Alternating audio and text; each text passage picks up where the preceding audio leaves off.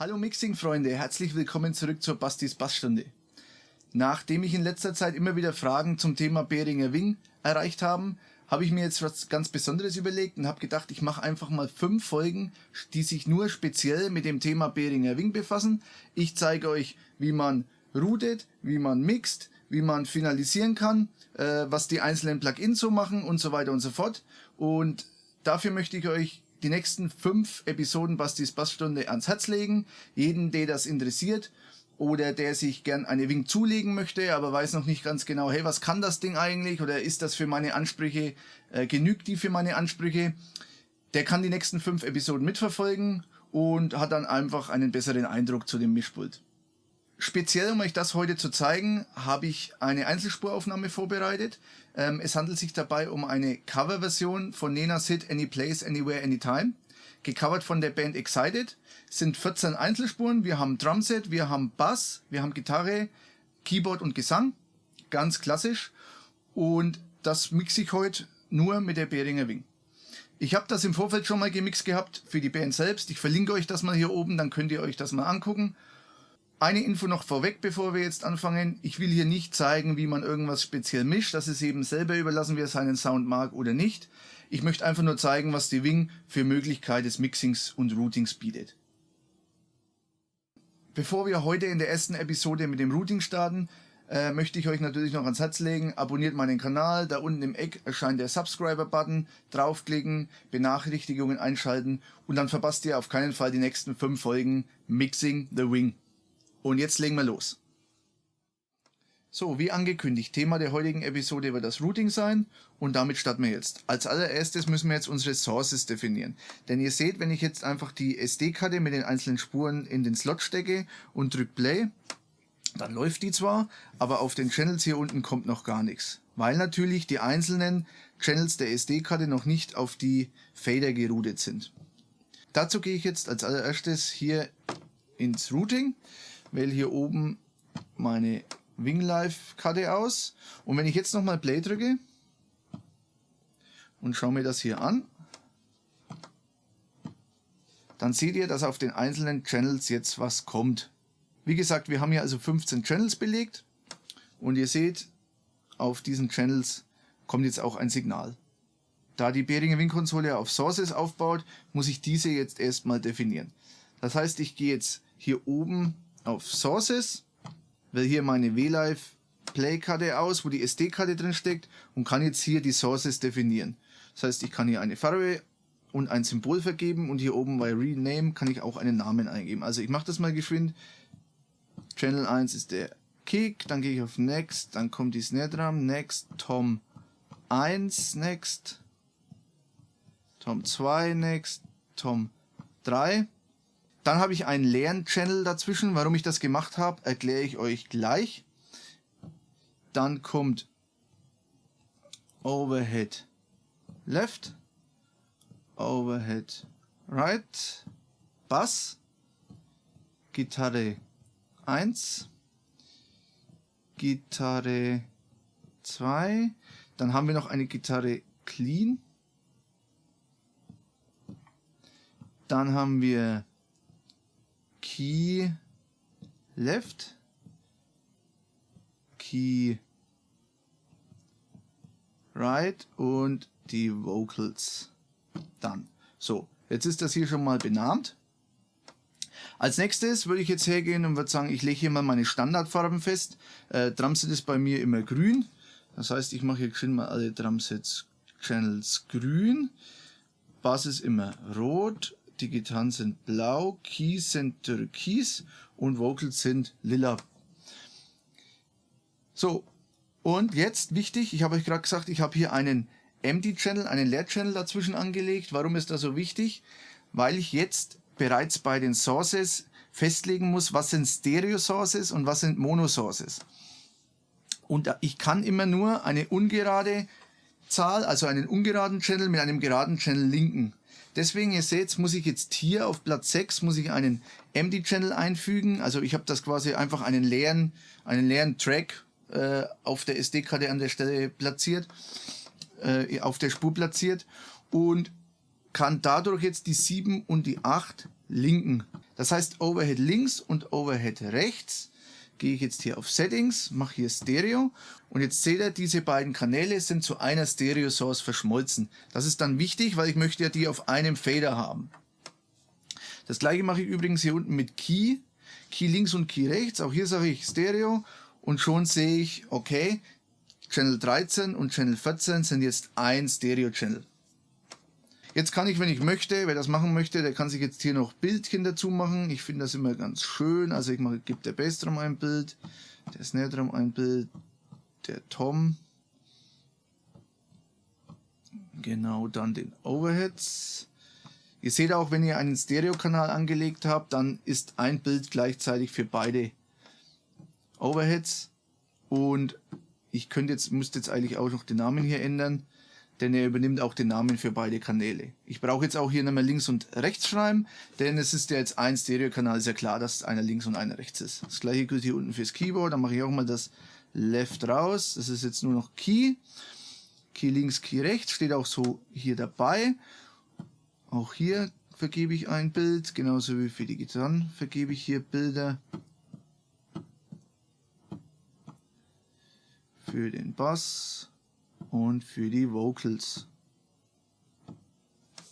So, jetzt habe ich meine Sources angelegt. Als nächstes will ich jetzt die Sources mit den Channels verknüpfen. Das heißt, ich gehe jetzt hier oben auf Channels. Hier habe ich meine Main Channels. Es gibt auch die Alternative Channels, aber wir wollen die Main belegen. Und jetzt fange ich einfach mal von links nach rechts an. Also Channel 1 soll, wenn ich jetzt hier bei Source Group auf WLive Play gehe, dann sehe ich das, was ich eben angelegt habe. Und ich möchte jetzt auf Channel 1 die Kick haben. Halt, hier oben muss ich erst das Schloss rausmachen. Hier möchte ich die Kick haben. Auf Channel 2 die Snare Drum. Dann mache ich das mal geschwind durch für alle.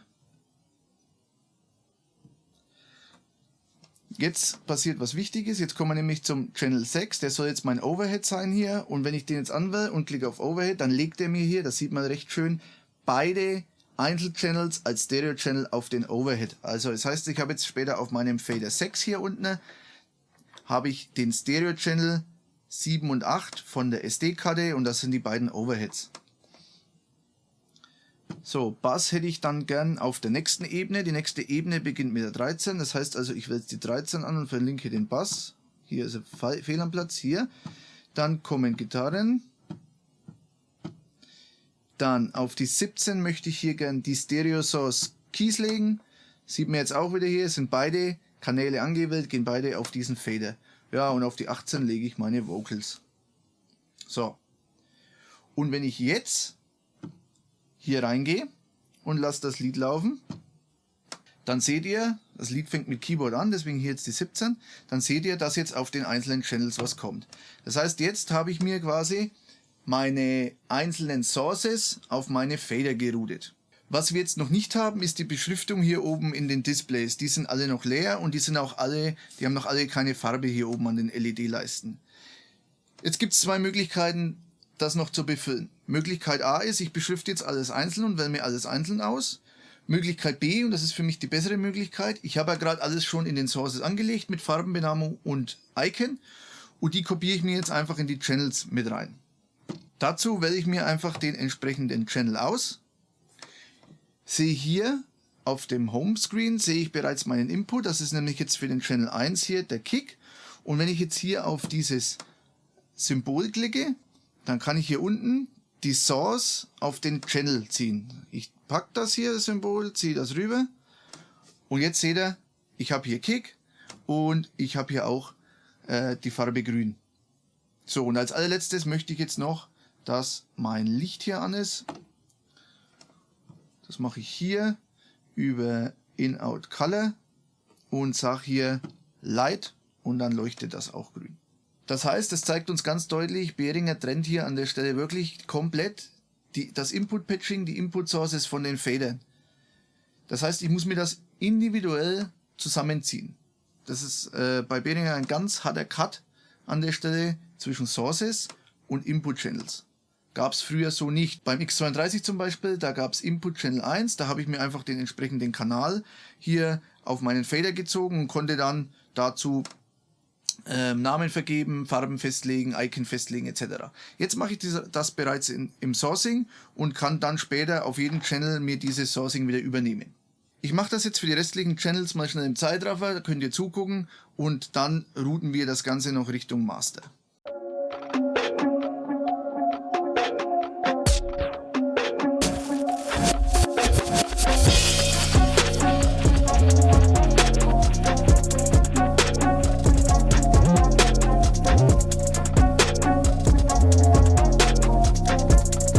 Meine Fader sind jetzt alle belegt soweit.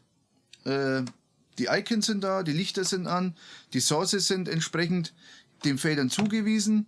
Ich kann jetzt auch nochmal hier ganz kurz zeigen, ich hoffe, das sieht man in der Kamera. Bei einem Stereo-Channel ist hier auch ein Stereo-Symbol rechts oben im Eck. Bei einem Mono-Channel ist es ein Mono-Symbol. So, jetzt müssen wir die ganzen eigentlich nur noch durchschieben Richtung Master Fader. Und ich habe hier ein ganz spezielles Prinzip, das heißt, ich arbeite jetzt nochmal mit Bussen bzw. mit Gruppen. Das heißt, ich lege mir jetzt hier noch meine Busse, meine Gruppen an, in die ich die einzelnen Signale später schicken möchte. Ich mache hier nochmal eine Komprimierung und so weiter rein. Und was ich dann noch mache, das ist auch eine ganz wichtige Sache, die Snare, die möchte ich später nochmal parallel komprimieren. Das heißt, ich lege mir jetzt die Snare hier nochmal auf einen zweiten Channel. Das heißt, ich gehe hier rein und sage hier, ich wähle mir hier nochmal die Snare Drum aus, nehme die mit rüber, sage jetzt dann und mache jetzt hier, in dem Fall mache ich sie gelb, weil sie ein Effekt-Channel, das ist bei mir ein Effekt-Channel, ein parallel komprimierter Channel und ich möchte die Snare hier später einfach nochmal parallel komprimiert mit rausschicken, um einfach eine richtig fette Rock-Drum-Snare zu kreieren. Hier drüben lege ich jetzt meine Busse an. Geht im Prinzip ganz ähnlich wie das, was wir gerade gesehen haben, nur dass ich diesmal keine Sources festlegen muss, sondern einfach nur den Channel wie gehabt, wie früher eh und je üblich, benamen muss. Also Bus 1, ich mache das mal geschwind. Bus 1 ist bei mir ein grüner, Licht mache ich an und der Name ist Drums. Bus Nummer 2 ganz ähnlich, allerdings das komplette Drumset nochmal parallel komprimiert, deswegen New York Drums. Wer mehr über New York Drums wissen will, der kann mal einfach New York Compression googeln. Da erfährt man ziemlich gut, um was es dabei geht. So, New York Drums, hier ebenfalls ein grüner Bus mit einem Drumset-Symbol. Dann der Bus 3, das ist jetzt mein Bandbus. Das heißt, da kommt jetzt, also beziehungsweise nicht der Bandbus, sondern der Instrumentenbus. Das heißt, da kommen jetzt alle Instrumente außer das Schlagzeug drauf.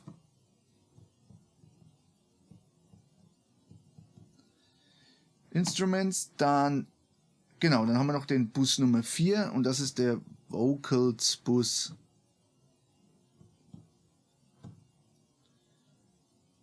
So.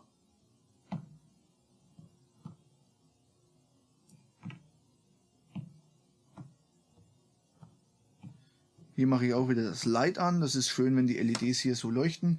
Dann sieht man gleich ganz gut, welche Instrumenten oder welche Gruppe sich dahinter verbirgt. Hier lege ich mir noch auf Bus 5 noch einen Spezialbus an. Den mache ich jetzt mal rot. Das ist nämlich mein Bandbus. Der enthält alles Musikalische außer die Gesänge. Warum ich das mache, zeige ich euch später. So. Das heißt, ich habe jetzt hier einen Bandbus angelegt und jetzt route ich noch die einzelnen Signale über die einzelnen Wege bis hier rüber auf meinen Mixing-Bus. Das heißt, wir fangen jetzt mit der Kick an. Ich gehe dazu jetzt hier unten pro Channel in die Bus-Sense. Und hier habe ich jetzt meine 16 Busse aufgelistet. Hier sehe ich jetzt auch die ich gerade angelegt habe, nämlich Drums, New York Drums, Instruments, Vocals und der Bandbus. Und jetzt kann ich die einzelnen Channels in die Busse schicken. Dazu gehe ich erstmal hier rein in die Optionen, denn hier steht im Moment noch Pre. Ich möchte aber Panning individual haben und ich möchte Subgroup haben. Wenn ich jetzt zurückgehe wieder, dann sehe ich, dieser Fader ist jetzt verschwunden und ich muss hier nur noch auf On machen und jetzt habe ich quasi in meiner Gruppe, in meiner Subgroup diesen Channel drin. Das gleiche mache ich jetzt hier am New York Bus. Individual Subgroup. Dann und On. So, und das mache ich jetzt geschwind mal mit allen Bussen durch. Das heißt, das Drumset geht immer in die Busse Drums und New York, bis auf das Overhead. Das Overhead geht nur in den Drums-Bus, nicht in den New York Drums-Bus. Gitarren und Keyboards gehen natürlich in den Instrumentenbus und die Vocals gehen logischerweise in den Vocal-Bus. So, das mache ich jetzt auch mal schnell im Zeitraffer, ihr könnt dabei zuschauen. Ich verknüpfe die ganzen Channels mal in die Busse.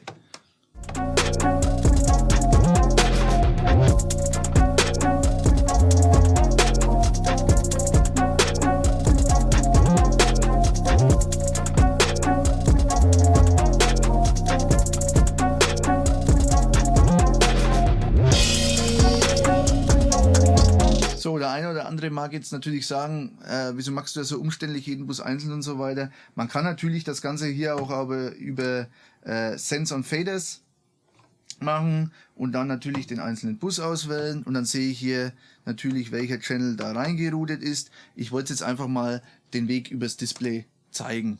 Sends on Fader macht im Prinzip das gleiche über den Mute-Button. Das sieht man hier ganz gut, wenn ich jetzt hier den Drums-Bus nehme und dann kann ich hier über den Mute-Button festlegen, was da reinlaufen soll.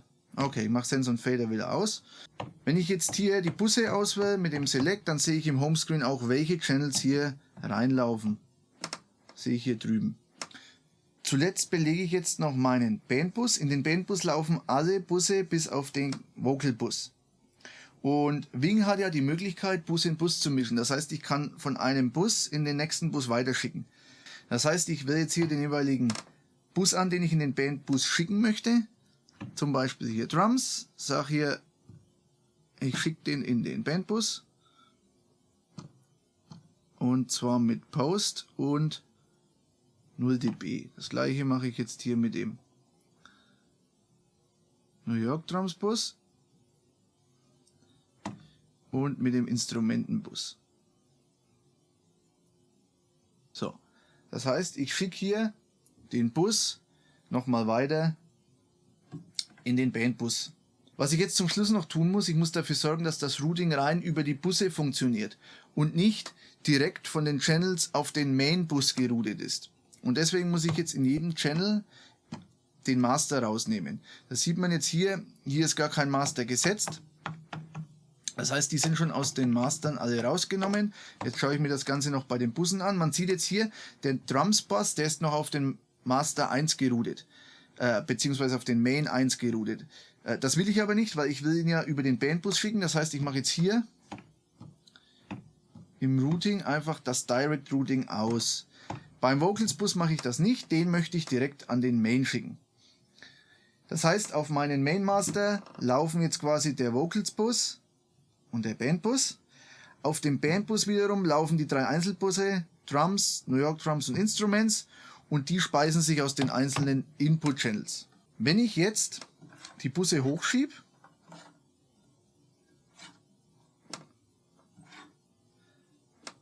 so, und hier mal was laufen lasse, dann müssten wir eigentlich schon Signal hören.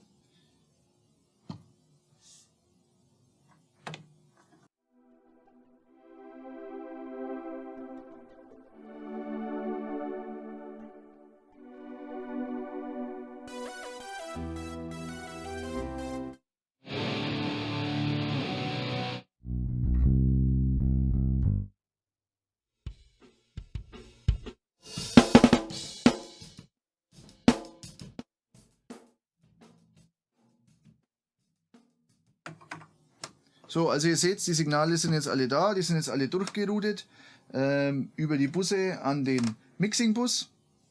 Und damit kann ich jetzt das eigentliche Mixen starten. Ja, Freunde, das war's für die heutige Episode. Wir haben jetzt das Ding geroutet und beim nächsten Mal zeige ich euch dann, wie man das Drumset mischt. Bis dann, macht's gut, euer Basti.